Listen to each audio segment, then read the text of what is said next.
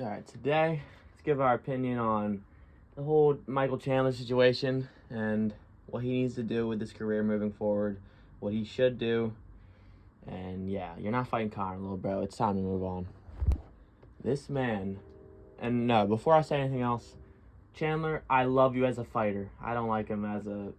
His personality is weird, but as a fighter, you are so entertaining. Please come back, okay? And this is tough love.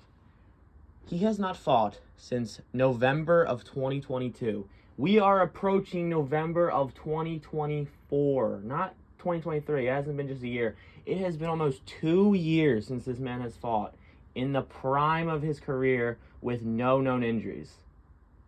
Like, this is unheard of. I don't know what he's doing or thinking, or if it's his team. I don't know. The Conor fight is not worth it, bro. I promise. And you're not getting it either. I guess I'll talk on why I think that is, because a lot of people are saying that it's that he's not gonna get the Conor fight because Conor doesn't want to fight him and he's above him. He's a bum compared to Conor. It's like that's not really why he's not getting the Conor fight. The real reason is because Conor's not fighting. Do y'all not realize this by now? Conor is done. He's playing all of us. Now I wish and I hope and I pray that I'm wrong on this and Conor fights 3 more times. I hope he does. In the UFC too. I want to see him fight. As an actual fan who watches the sport consistently, as Lucas Tracy would say, a hardcore. I've only been a hardcore for like a couple years, so I only got to see Conor fight once, and he got, TKO injury, loss. That sucked. But yeah, Conor's not fighting. Let's just move on to more Chandler stuff because it's just depressing to talk about Conor. It really is. It's just sad. So I wanted to discuss who I think Chandler should fight next too, because you're not fighting Conor. All right, he's ranked number 6. Michael Chandler is still ranked number 6 in the lightweight division after basically retiring. Yeah, let that sink in. That is so crazy, especially since lightweight, by most fans, is considered the most skilled and best division in the UFC, which it's not. It's clearly welterweight, but that's another topic. And you already know the only reason that is so if Conor somehow did fight him and beat him, he's getting a title shot. Yeah, Dana just starts the video. He beat the number 6 ranked guy. He's next. Like, no, okay. Conor getting a title shot off of beating Chandler would be the most egregious and clown show thing ever. Like, that could not happen. It would, though. I do think it would. But I also think there's probably a 2% chance that Conor could beat Chandler. So, we don't have to worry about it, I don't think. Well, actually, we may have to worry about it because this is a different topic, but I'll just start in here. Pereira versus Roundtree. Khalil. Yeah, that's on. Makes no sense. This one, that's even worse than Conor getting a title shot after being the number 8. Number 6. The number 8 guy in 205 is getting a title shot off of Anthony Smith. I'm gonna be real. When I heard about this, I didn't really have a reaction. I wasn't mad. I didn't care because in my eyes, Pierre is not going to lose at 205. I just don't think he is. What, Ankalaev's going to beat him? Okay, he could, but it's basically Ankalaev, and that's really it.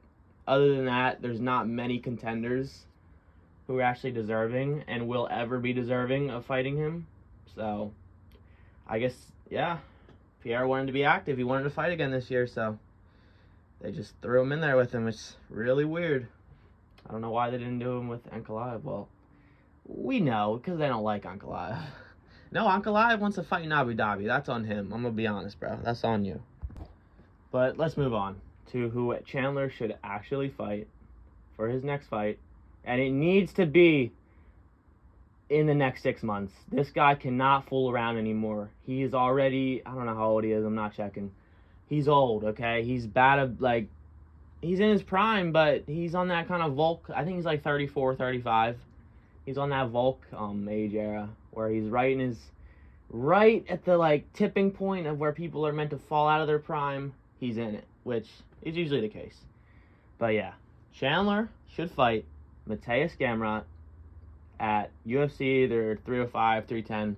It doesn't matter. Just give Gamrot 3 or 4 months to, I don't know, that actually 3 or 4 months is a long time. Give him some months to heal after that Dan fight, because he got beat the fuck up. And yeah, let him fight Chandler, because I'm going to be real, this is kind of just process of elimination, because who else is Chandler going to fight? He's not going to fight Rafael, like, off of his injury. No. I just don't think that's going to happen. And other than that, what's he going to fight? Max? Max is booked. He's not. They could do Oliveira, but yeah. Chandler should fight Mateus Gamrot. Yes. Mateus Gamrot. He should fight. And I'm going to be real, the only reason is because there's no one else. Looking at the top 10, which I do not believe Chandler will fight out of the top 10, sitting at 6, even though he should be ranked below Benoit. He should be right below Benoit. He should. That's where he should be ranked. Right below Benoit and right above Dos Anjos. Like, the only other option is either Gamrot or Beneil. And please do not feed Benny to my boy Benny to Chandler. Please don't. I genuinely think Chandler would run at him full speed and just kill him in a minute. I do. Sadly. I was a Benny believer. I really was. And then he got knocked out by Oliveira, which, I mean, we all love Oliveira, but it was still sad for Benny. But yeah, Chandler needs to fight Gamrot because there's no one else, and he needs to fight.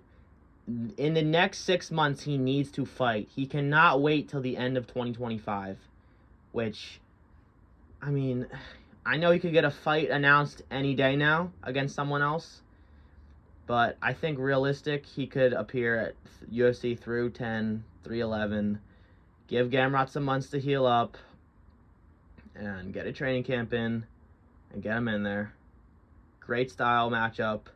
I think the grappling would kind of cancel out, because Chandler, he doesn't get enough credit, but that motherfucker can wrestle. He is strong and athletic and explosive, and he's not going to get controlled on the ground. He's just not. So I don't think Gamrot's going to be able to control him at all. And I think it's just going to be stand-up, which Chandler's going to knock him the fuck out. We all know that. Gamrot's not that good. But yeah, that's the fight to make. Make it.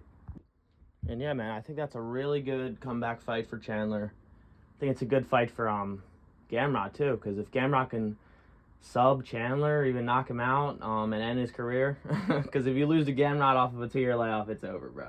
Just retire. But yeah, Chandler, that is what you should do next. If he's not going to do that, if he really is just going to choose to wait for the Conor fight until something happens with Conor, like if he just till he officially retires, or until he goes to jail for doing coke at a party with a midget or something like that, we'll see. I don't really care that much about Chandler, but I did want to make this video because it's a big topic, and it's a topic that's been going on and getting talked about over and over for the past 2 years, and I just wanted to give my opinion on it. See you guys in the next one.